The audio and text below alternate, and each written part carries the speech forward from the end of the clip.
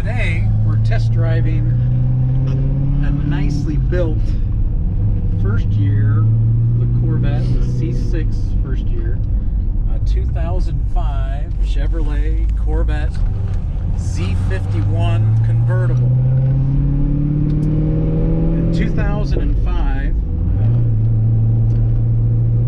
Chevrolet did not offer in that first year the C6 Corvettes a Z06 or a ZR1, so the Z51 was the highest performance package that you could order in 2005. This particular 2005 is a Z51, so it came from the factory with the upgraded larger cross-drilled rotors, a stiffer suspension, transmission cooler, you know, a few little upgraded goodies for performance and handling.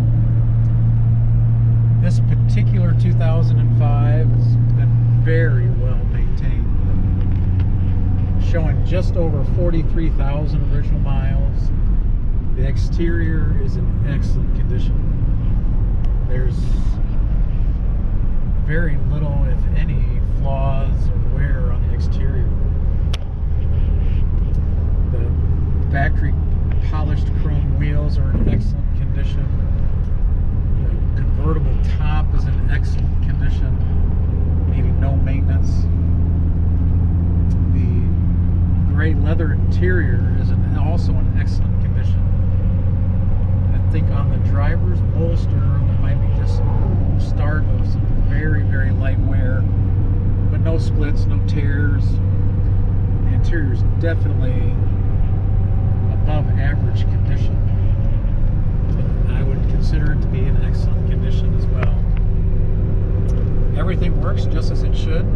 This car was very well equipped from the factory with built-in garage door opener, DVD, navigation, the dual climate, automatic climate control,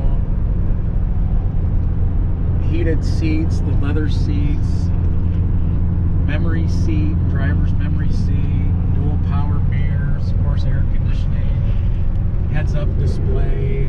The car was very well OnStar, very well optioned. I'm not sure if there was any options that this car doesn't have that they offered in 2005, except for maybe the power top. It does have a manual top, so that is one option that this car did not come with from the factory. Now, this particular Z51 is no longer putting out the stock factory 400 horsepower. It has had some very tasteful performance upgrades added to this car, and those upgrades include full custom exhaust, starting with the Kooks brand long tube headers up front, back to the Corsa exhaust in the rear. Has had full high performance cams installed, and the last little goodie that we know of is the Procharger Supercharger.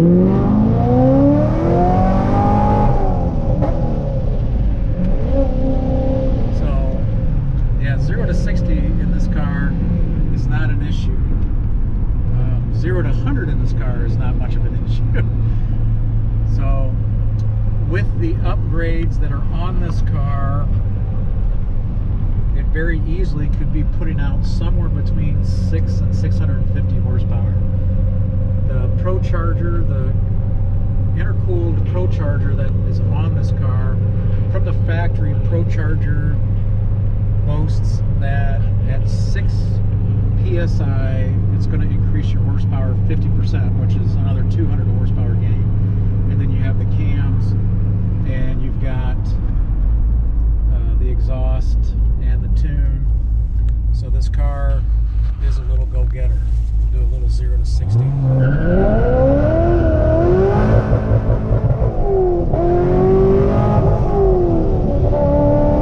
a little 0 to 70. A little bit of tire spin. So yeah, that was fun. We need a camera in here.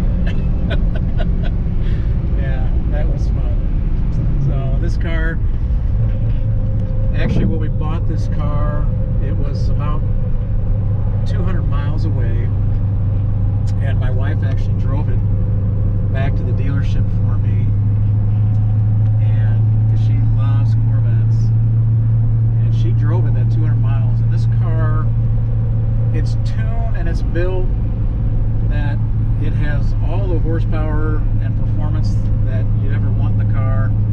If you want to keep up with, you know, later model Z06s and ZR1s, you know, this car is set up, you know, to at least give them a run for their money. I've driven later model Z06s and ZR1s, and this car is an absolute great performer. The nice thing about how this car is built and tuned, it's very easy to drive. You can drive this car like a daily driver if you wanted to. In traffic, light to light. The clutch is not a super aggressive clutch. It's an easy clutch to maneuver. The shifter on the Z51 did give you shorter ratio in the manual shifter as well. It's another upgrade that they gave you. This car, if you're in the market for a Corvette or just a performance vehicle and you'd like some, you know, modern conveniences, this particular Corvette had over $8,000 worth of factory upgrades and options added to it, so it's loaded. And then on top of that, the supercharger setup on this car alone, as you can find online, they're running about $7,000. So there's, you know, there's well over $10,000 in upgrades in this car as far as performance goes. So, and when you look at the pictures, especially at the bottom side of the car, you'll see that a lot of the factory's tags and markings are still there. So this car has never seen adverse weather. It hardly even looks like it's ever seen rain. Wonderful car. No disappointments here.